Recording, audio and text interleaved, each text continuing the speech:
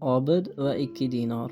Bani Isroillik obidlardan biri daraxtga ibodat qilayotgan qavm haqida eshitib qolib, qattiq g'azabga tushibdi. Qo'liga bolta olib, o'sha daraxtni kesib tashlash uchun yo'lga otlanibdi. Yo'lda shayton unga mo'ysafid ko'rinishida peshvoz chiqib debdi: "Yo'l bo'lsin, birodar." Obid qayerga ketayotganini aytibdi. Shayton uni yo'ldan tutib qolish maqsadida u bilan bellashibdi. Lekin Obid bellashuvda uni mag'lub etibdi. Shunda shayton Obidga: "Shu daraxtni kesmasang, senga har kuni 2 dinor beraman" debdi. Va Obid bu bellashuvda yutgani sababli bu shartni o'ylab ko'ribdi va shaytonning bu va'dasiga, ya'ni bu shartiga rozi bo'libdi.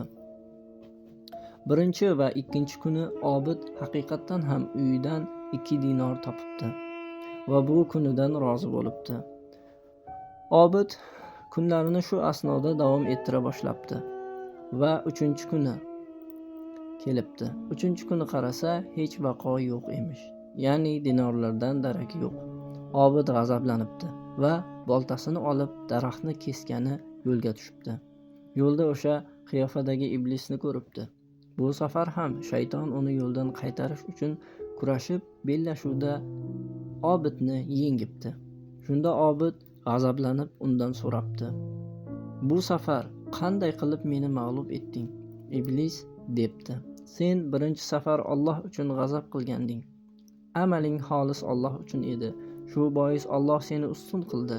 Bu safar esa Alloh uchun emas, o'z nafsing uchun g'azablanding. Ya'ni 2 dinor uchun yo'lga tushding. Natijada mag'lub bo'lding. Qissadan hissa shuki, bandaning maqsadi Allohning rizosi bo'lsagina Alloh unga kifoya bo'ladi.